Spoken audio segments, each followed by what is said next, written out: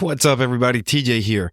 Real quick before we get started with the episode, I'm testing out a new feature called Fan Mail, which is where you can actually text me from the episode that you're listening to. So as you're listening to this, go over to the episode description, and right there at the beginning, you're going to see some text that says, send me a text message. Go ahead, click that. Let me know what you think about the podcast so far. Let me know of any questions, concerns, anything you might have. I love to hear from you. So go ahead, hit that up. I'm excited to read your text, and let's get started with the episode. It's special, and we will never sell out because I come from the line. I'm a line firefighter. I'm where all of these guys are now with the paycheck to paycheck, blue collar guys. There's a way that we can keep it the way it is now and never sell out, and always keep the line firefighters in mind, because that's what we're here for. Welcome to the Keep the Promise podcast, where we help build resilient and well-rounded firefighters. Ladies and gentlemen, welcome to today's episode of the Keep the Promise podcast. I'm your host, TJ. And if you've paid any sort of attention to any of the episodes or anything of what we do here, you realize that we care about helping firefighters and making sure they are safe, not just on the fire ground, but beyond the fire ground, beyond the firehouse. And we've managed to be in contact with a lot of folks who really live that mantra, if you will, who take it into their own hands to leave the fire service better than they found it. And the amazing thing is that it's through things that we would have never thought possible. And today we're going to talk to Sean from FILO Apparel and FILO, who took the path of the station uniforms and how that can make us safer, free from PFAS, and make sure that we have a long career. So without further ado, from FILO Apparel and FILO, I hope I don't mess this up, Sean Conant. Sean, welcome. Thank you so much, TJ. You knocked it out of the park. You got it right on. That might be the first time someone tried my name for the first time and said it correct in all my life. So thank you. But before we get too far into this, I do want to just tell you thank you for allowing us, myself and FILO, to be on the Keep the Promise podcast. So thank you so much for having us here today. It's been great talking to you on the phone, and this has already started off to be a wonderful day. Yeah, we'll have a great time, and we're going to cover quite a few things, make some new friends along the way. But before we even get started on that journey, why don't you tell us about your journey, how you got started in the fire service, where you are these days, and sort of your little bio. Okay, absolutely. So when I graduated high school, I was, I don't want to say lost, but I wasn't sure what direction I wanted to go. So in the early 2000s, 2001, when I was going into my college years, I thought, all right, I'll just go and I'll go to college and I'll get a 4-year degree in something. And I don't know what I'm going to do. Everybody told me college is where you need to go after high school. So I'm home on a weekend, just going to classes, just taking college classes, not happy at what I'm doing, probably enjoying more the weekends than I am the weekdays. And I'm over at a friend's house, and I get a call. I'm at a friend's house in the neighborhood that my parents lived in, and I get a call that my dad is having a heart attack. And 911 has been called. I get a call from my mom. So I literally run home. And when I say literally, I mean I run, get there. My dad is in full cardiac arrest. The paramedics show up, and they essentially, he was in either B-fib or B-TAC, I'm not sure, but they put the monitor on him, they defibrillated him, brought him back to life. So brought him back into normal sinus rhythm. He goes to the hospital. He goes through all his cardiac journey from there, but essentially they saved his life. When I saw that, I don't know if that was the sign that I needed to see, but right then and there, I thought to myself, I know what I like. Well, not right then and there. After the shock of my dad being in a heart attack, once that goes away, I realized this is what I want to do with my life. So I finished that semester of college immediately. That was my first semester, was from September to December. In January, I started to enroll in what we have in Florida is minimum standards, where you take it's fire school, and then you also do your EMT class. And that was essentially, that was right then and there. I knew that's what I want to do with my life. So you have one of the stories that the fire service hit home before you even knew about it. Yes, and that is. Yeah, I'm not what, a legacy or a nugget or whatever you would call, where guys say, yeah, my grandfather was in the service, my great grandfather started at the FDNY or something like that. None of that. Nobody in my family up until me was ever in the fire service. I was the first one. And ultimately, it was because of a personal life experience that got me wanting to be. I'm very close with my father. When I was a kid, he was my hero. I looked up to him. I still look up to him. And if somebody performed that type of miracle, bringing him back to life, I mean, he was 43 years old. I was 18. About to be 19, and to lose your hero and somebody you truly look up to, that would have been devastating. I mean, who knows where I would be now if these type of things would have transpired differently. And I thought to myself, like, maybe I'm not trying to be a hero, but maybe I can help with one of these miracles in someone else's life, because it wasn't just one person on that crew that saved my father's life. It was the whole crew. Everybody had a part to play.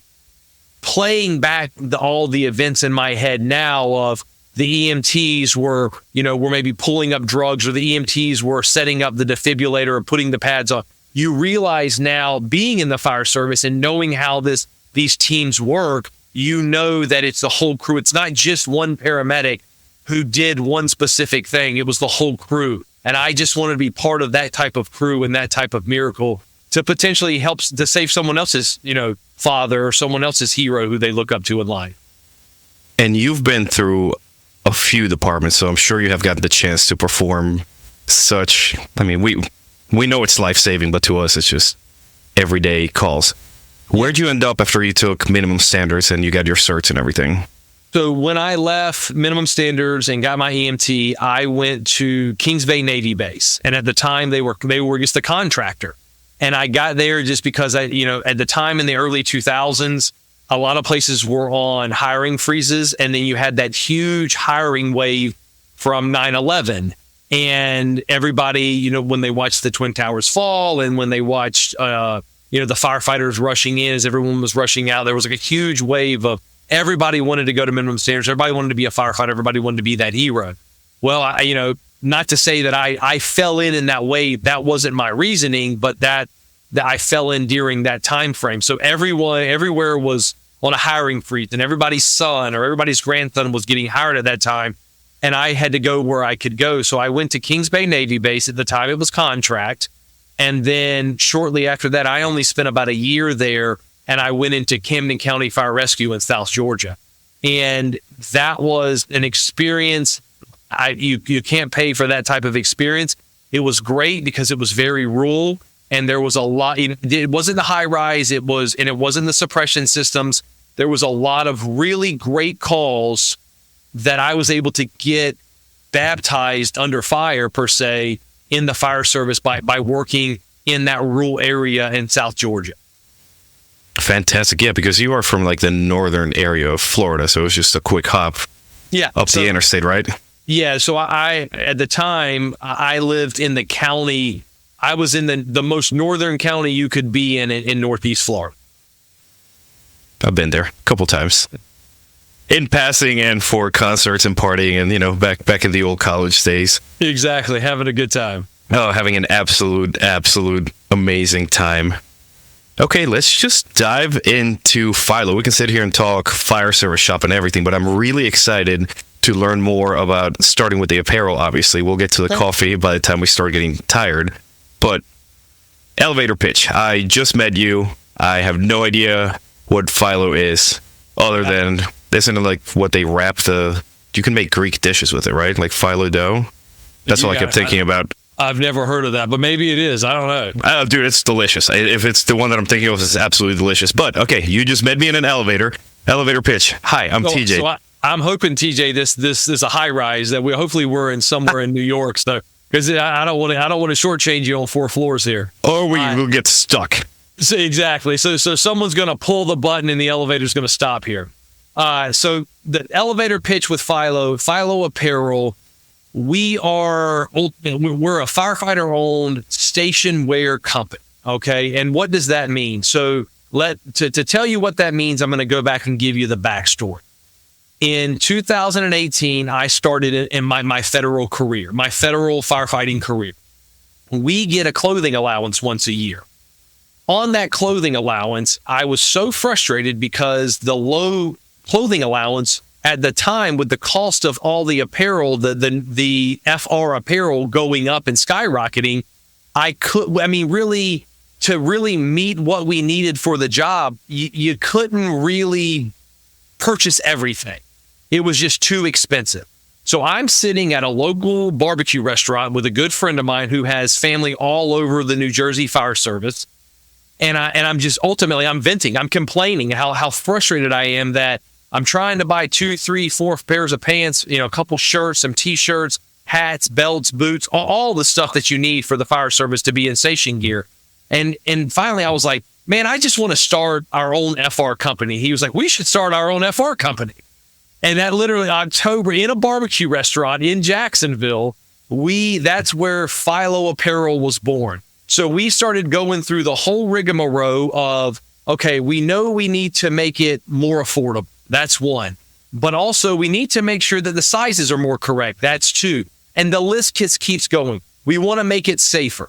There's no reason why we're in an inherently dangerous job. And we all signed up for that. And I understand this. But there's no reason to add some type of danger or risk in the fact that we have heavy metals and PFAS in our station gear. Our station wear, we're literally wearing the bulk of our shift. You wake up in the morning, you put your pants on. At least I hope whatever station people are at, they're not just coming out in their whitey-tighties. I'm not saying that doesn't happen, but for don't the judge. most part, there's no judgment here. This is a judge-free zone. But for the most part, people are getting up and they're throwing on their FR pants. They're putting on their boots. They're putting all that stuff on. Then you're wearing that under your bunker gear when you go on calls. If you're training, you're wearing it under your bunker gear. If you're doing that, at this point, your skin, your dermal layer is heating up. The pores are opening up, and any chemical that's on it is just soaking right into the bloodstream. At that point, it's absorbing through your skin. So, our back to what we were trying to do, we wanted to make it safer for the firefighter in a dangerous job. So we made it PFAS free. We made it more affordable. So it's way cheaper than the competition. And that's because we don't sell to distributors and suppliers. We go directly to the consumer. So we've been approached by distributors and suppliers, and we say, no, thank you. This is a firefighter-owned company with firefighters and fire departments in mind. We will sell directly to those individuals. And we're not interested in bringing on a distributor or supplier. And then also, we wanted to make sure that our lead time, there's stories that you hear all over the fire service where it was taking 2, 3, 4, 5 weeks, months, even 6, 8 months we've heard. We guarantee 2 weeks or less that you will order your station wear, and it will be in your hand within 2 weeks or less. That is insane. That is a super quick turnaround time. Yeah, absolutely. Especially for such a grassroots sort of effort. What stumbling blocks, what sort of obstacles and what sort of pushback did you guys encounter when you first started? Because anytime that you try to break into anything business related, and especially fire service related, you are coming up against that institutional inertia, that, the good old boys club, the way we've always done it. And especially when you are pretty much shunning the way that it's always done. No distributors, direct to consumer, direct to the people who use it. Your entire system, like your entire approach, is so disruptive that it couldn't have been an easy road. It wasn't. So we've had multiple I call them speed bumps. We didn't stumble so much, but there was just little hurdles we had to get over. First and foremost, the first speed bump I believe that we encountered was finding the right manufacturer. We needed to make sure that we found the right factory, if you'll say, to kind of put it plainly, because we weren't looking for this major factory that all the competition was going to. We wanted more of this was a grassroots business. We wanted a grassroots factory that we could work with. We're on first name basis. They know who we are. They know who we know who they are. We know who their wives are. We know who their kids are. They vice versa. We talk to them on a regular basis. We wanted to really find somebody who had the right mentality that we have, that instead of you buying a 36 one year and it fit perfectly, and then you buy a 36 the next year, and yeah, maybe you put on a few LBs, but at the end of the day, they were fitting like size 30s. We wanted a very thin threshold to fit true to size. Once we figured that out, we thought, okay, this is not a big deal. Okay, we're good to go. We're about to full steam ahead until we come up to the next speed bump. The next speed bump, fast forward to June 5th of 2023, when we go live and we start to sell to the consumer or the firefighter. And the biggest speed bump that we've had, and we overcome it on a daily basis by having conversations like this, is getting the word out there. For so many years, it's always been the same brands over and over and over and over again. And you switch from one brand to the next brand, you think they're going to be better, but they're the same as the old brand. And you just keep hopping back and forth and hopping back and forth. So our biggest thing is, we don't want to just be your brand this year. We want to be your brand forever, for the period of your career, and then so on and so forth. That's why we keep everything as lean as possible. We make the price so affordable, and we keep it as safe as possible, because we have the firefighters and the fire departments, that we have their best interest at heart, not the corporate, the corporation or the board that's sitting over there that cares about the bottom line.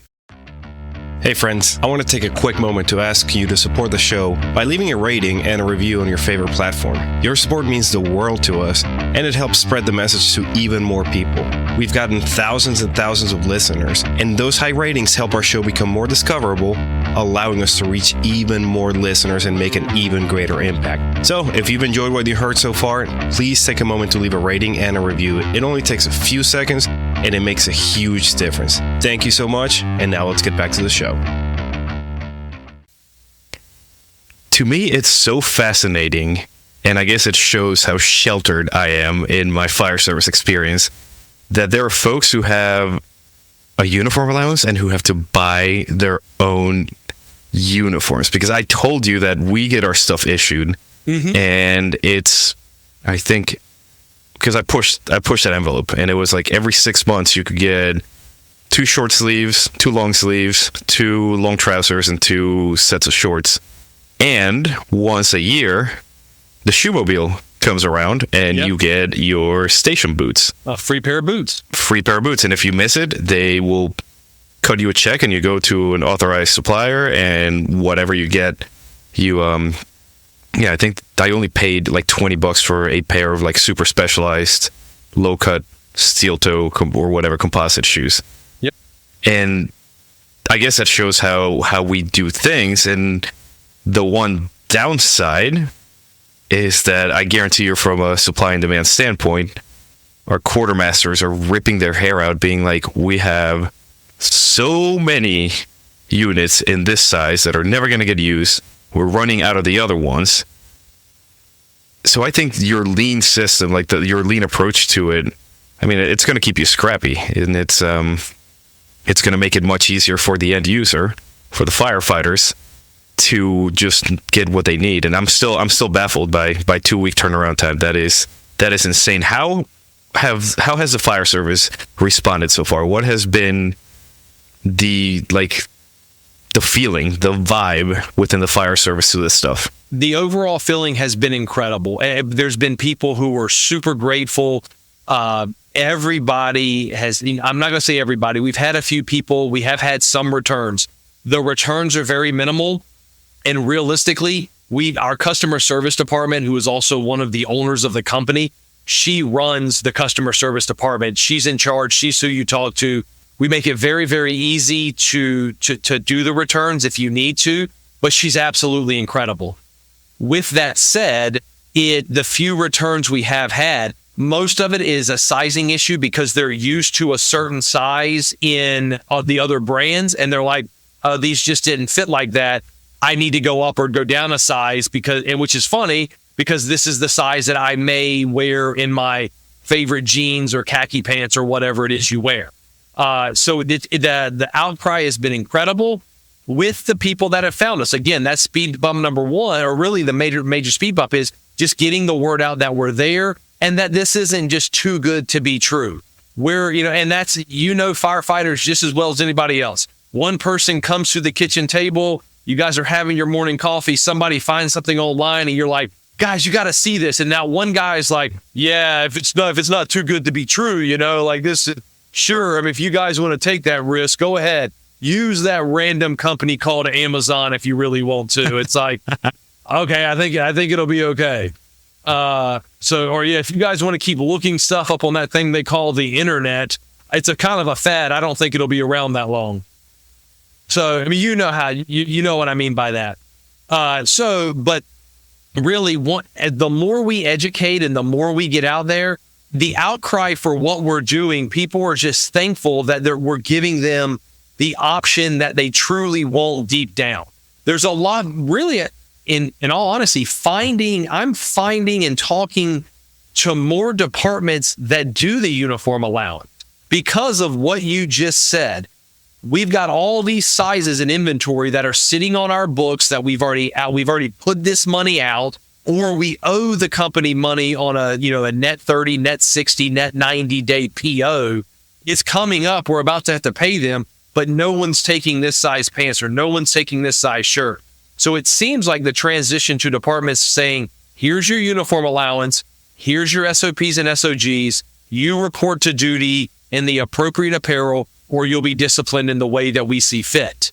And they go out and then they find out us and they're like, oh, great, we don't have to spend $200, $250 on a pair of pants. We can get it for $130 or $144. Yeah, I'm looking at your catalog right now, and from what I've seen from the traditional ones, you even do the name tapes.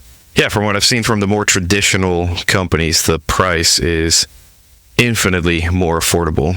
Absolutely. For the rank and file firefighter, with the understanding that we're still blue collar workers and we're not making money hand over fist. Right. So it's every penny has to count.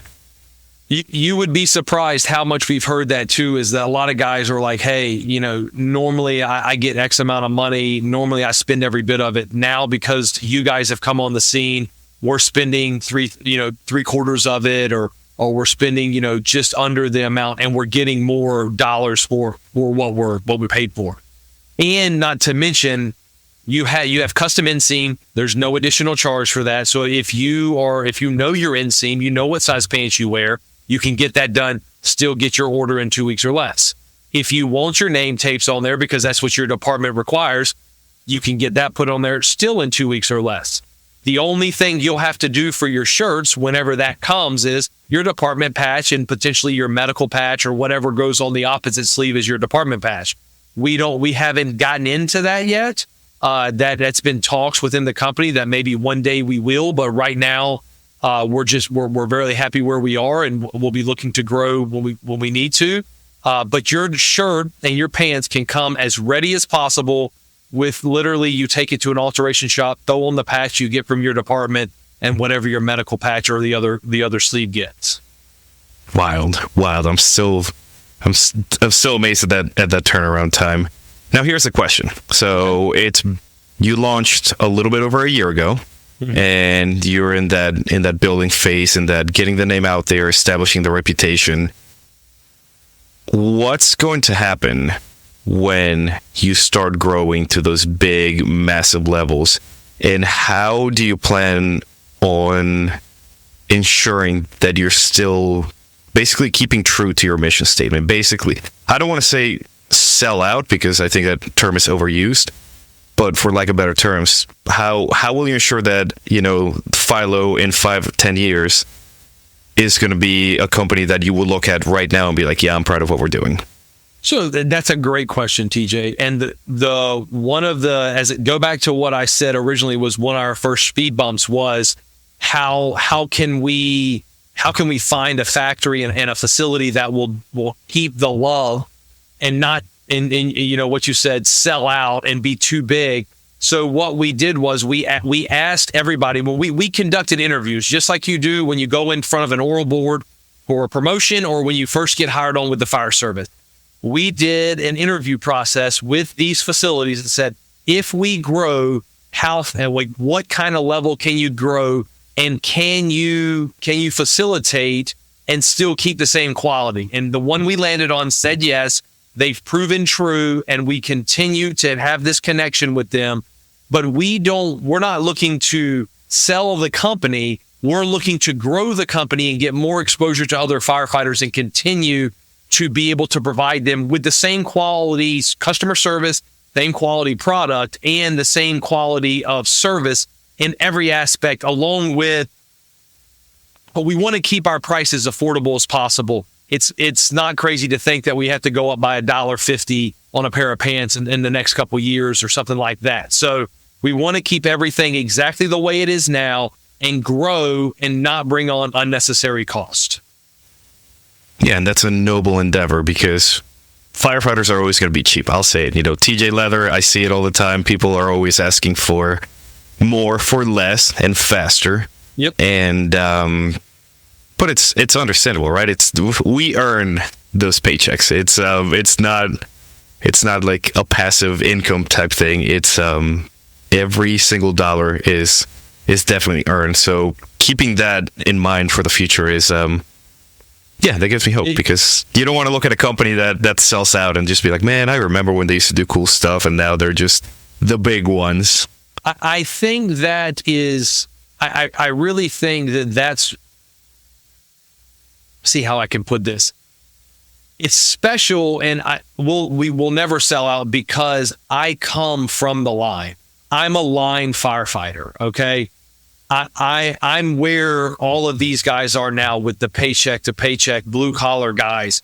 I buy my own uniforms. The FILO apparel uniforms that I currently have, I purchased on the website.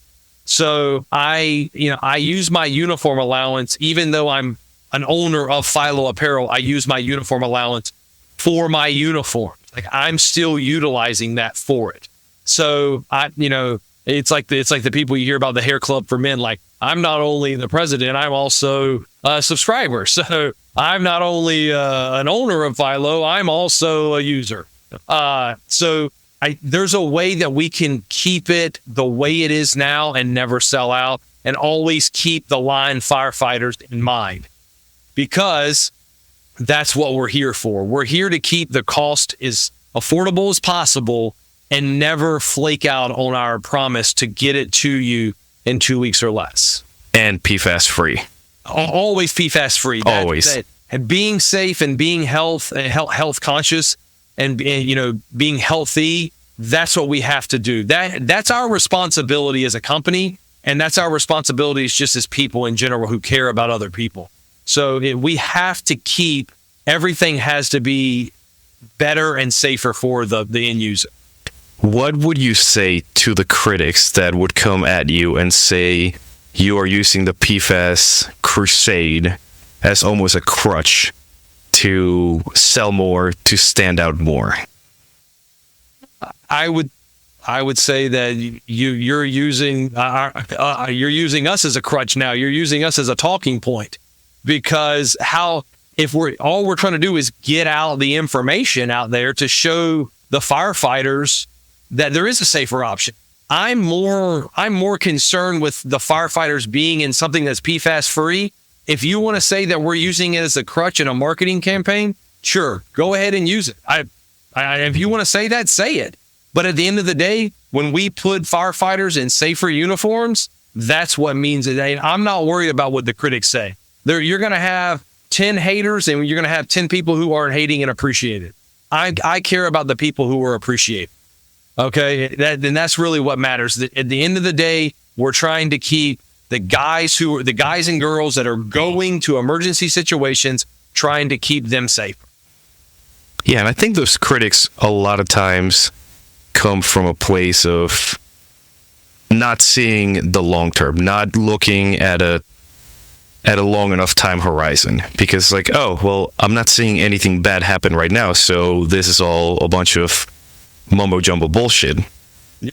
Not realizing that every single thing that we do, every single thing we come in contact with, every single hour of missed sleep and chemical that gets absorbed into our body is going to have second, third, fourth order consequences down the line. It might be in 10 years, it might be in 15, 20, or like end of life, you're looking at some goofy, weird cancer that nobody's seen before. And speaking of critics and those people who may not believe in things, have you managed to get your entire shift in FILO gear, or do you still have holdouts? We have a few of the older guys that I personally work with they're not even wearing FR material. They're wearing, I think some of them are wearing like Dickies. I've tried to, these are guys that are, 6 months to a year away from retirement. You're not going to change them. They've been eating the same breakfast for 20 years. You're not going to convince them to buy a different pair of pants. A ton of people in the department that I work for, they do buy FILO. They are on uniform allowances. They do buy the FILO apparel pants and the shirt. They to me, they look the best of all the guys. Of course, it's a little hell yeah. But to go back and let's go back one thing with what you said about the critics, because I think that's an important question and that's something really important to hit on. So I believe in let's look at the full picture here. Are we marketing on PFAS free? 100% we are. We absolutely are. Are we high ranking on Google when you look for PFAS free Nomex? Absolutely we are. Are we also marketing on quicker shipment times? Absolutely we are. Are we also marketing on more affordable pricing? Absolutely we are. All of these things we are marketing on. All we're trying to do is gain awareness and show the firefighters and the fire departments there is a better option out there that's safer, more affordable, and quickly delivered to you. These are our foundations and our pillars that we built our company on. So of course we're marketing on it. So if you want to be critical of that, then are you telling me that we shouldn't market on this and we shouldn't show that there's a safer option? You want to put these guys with an apparel that has PFAS in? Because we're in a free market here. The other competition could market on that as well if they want to. That would be my long answer to the critics. And I'd love to hear what their answer would be on that, but we haven't had any critics say anything like that to us.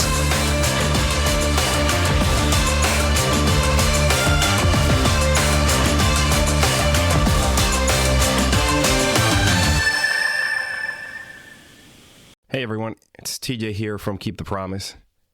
As you know, this podcast is all about helping firefighters become more resilient and well-rounded so that they can be a force for good within their fire department and their community. But today I want to talk to you about something that's just as important, and that is supporting firefighters who are going through tough times. When one of our fellow firefighters is off work because they have to go to the Center for Excellence, they have to go to rehab, they have mental health issues, or they have other health issues, it really takes away their support system and it wreaks havoc on their finances and their family's finances. And many times, these brothers and sisters are left to struggle alone, away from their support system and the people who love them without the resources they need to recover. That's why I'm setting a bold new goal. And that is to reach 150 total patrons on Patreon so that we can start a fund to help firefighters and their families during these challenging times. And I need your help to make it happen. With your support on Patreon, we'll be able to provide financial assistance to firefighter families who are battling things like addiction, depression, and cancer. We're going to help alleviate the financial strain that can come with being away from the fire department so that our brothers and sisters can focus on healing and recovering. Now, reaching 150 total patrons is a big goal, but I believe that we can do it together. And when we do, we'll be able to make a real difference in the lives of those who serve and protect alongside us. So, if you're not already a patron, I invite you to join us today. Head over to joinkeepthepromise.com and sign up today. Again, that is joinkeepthepromise.com. And if you already are a patron, thank you so much for your support. You'll be receiving some exclusive rewards and perks as a way of saying thanks. Together, let's show our fellow firefighters that we've got their back just like they always have ours. Thank you for listening. Let's get started with the episode.